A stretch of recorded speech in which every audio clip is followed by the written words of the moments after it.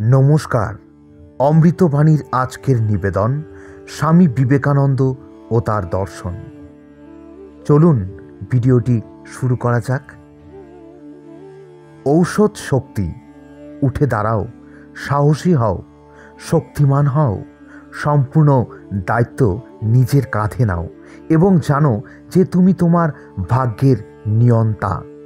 যত শক্তি, যত সহায়তা আমাদের চাই, সব তোমার নিজের মধ্যেই আছে। অতএব নিজের ভবিষ্যৎ নিজে গঠন করো। সারাক্ষণ যদি মনে করি আমরা ব্যাধিগ্রস্ত, ব্যাধি সারবে না, দুর্বলতার কথা মনে করিয়ে দিলে বিশেষ সহায়তা হয় না। সারাক্ষণ দুর্বলতার কথা ভাবলে শক্তি আসে না। দুর্বলতা নিয়ে চিন্তা করলে তাতে দুর্বলতার অবসান হয় না। শক্তি নিয়ে চিন্তা করলে দুর্বলতার অবসান হয়। এই জগতে এবং ধর্মের জগতে এই সত্য। ভয়ই অধঃপতনের এবং পাপের নিশ্চিত কারণ।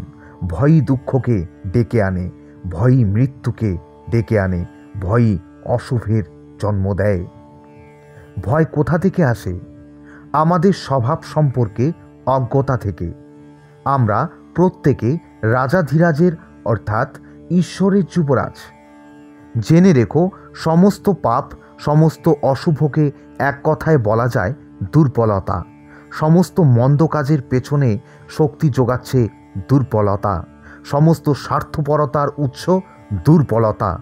দুর্বলতার কারণেই মানুষ মানুষকে আঘাত করে। দুর্বলতার কারণেই মানুষ যা নয় নিজেকে সেইভাবে দেখায়। আমাদের জনসাধারণের এখন যা প্রয়োজন তা হলো লোহার পেশি। ইস্পাতের স্নায়ু প্রচণ্ড এক ইচ্ছা শক্তি, যাকে কিছুতেই প্রতিরোধ করতে পারে না, যা বিশ্বের রহস্য ভেদ করে নিজেদের উদ্দেশ্য সাধন করতে পারে। যে কোনোভাবেই হোক, তার জন্য যদি সাগরের তলে যেতে হয়, মৃত্যুর মুখোমুখি দাঁড়াতে হয়, তবুও আমরা অনেক দিন ক্রন্দন করেছি। এখন নিজের পায়ে দাঁড়াও, মানুষ হও। আমাদের প্রয়োজন এমন ধর্ম যা মানুষ তৈরি করে। আমাদের প্রয়োজন এমন তত্ত্ব যা মানুষ তৈরি করে। আমাদের এমন সর্বাঙ্গীন শিক্ষা প্রয়োজন যা মানুষ তৈরি করে। এবং এইখানেই সত্যের পরীক্ষা। যা কিছু তোমাকে শারীরিকভাবে, বুদ্ধি বৃত্তিকে, আত্মিক শক্তিকে দুর্বল করে, তাকে খারিজ করো। যাতে প্রাণ নেই তা সত্য হতে পারে না। সত্য শক্তি দেয়, সত্য পরিত্রাতা, সত্য সকল জ্ঞান, সত্য অবশ্যই শক্তিদাতা, আলোকদাতা। আমরা তোতা পাখির মতো অনেক কথা বলি, কিন্তু কাজ করি। কথা বলা, কাজ না করা আমাদের স্বভাবে পরিণত হয়েছে। তার কারণ কি? শারীরিক দুর্বলতা। এরকম দুর্বল মস্তিষ্ক কোনো কাজ করতে পারে না। মস্তিষ্কের শক্তি আমাদের বাড়াতে হবে।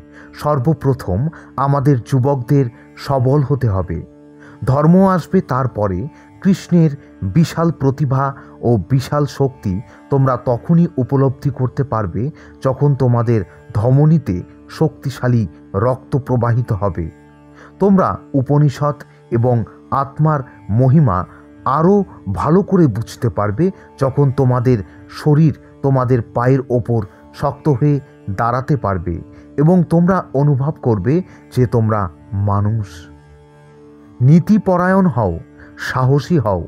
সর্বান্ত কারণে কঠোরভাবে নীতিপরায়ণ মানুষ হও, সাহসী হও, বেপরোয়া হও। কাপুরুষেরা পাপ করে, সাহসীরা কখনোই নয়। প্রত্যেককে, সকলকে ভালোবাসার চেষ্টা করো। উঠে দাঁড়াও। জীবন কতদিনের? একবার যখন পৃথিবীতে এসেছো, একটা চিহ্ন রেখে যাও। তা না হলে গাছ আর পাথরের সঙ্গে তোমার তফাৎ কি? তারাও জন্মায়, তারাও ক্ষয়প্রাপ্ত হয়, মারা যায়। সাহসী হও। আমার সন্তানেরা সবার উপরে সাহসী হবে। কোনো কারণে একটুও আপোষ নয়। সর্বোচ্চ সত্য শেখাও। সম্মান হারানোর ভয় করো না। অপ্রিয় সংঘাত সৃষ্টি করাকে ভয় করো না। জেনে রেখো, সত্যকে ত্যাগ করার প্রলোভন সত্ত্বেও সত্যের সেবা করতে হবে। তো আজকের মতো অমৃতবাণী এখানেই শেষ করছি। পরবর্তী অন্য কোনো ভিডিওতে আবারও কথা হবে আপনাদের সঙ্গে। ততক্ষণ সকলেই ভালো থাকবেন, সুস্থ থাকবেন। ধন্যবাদ।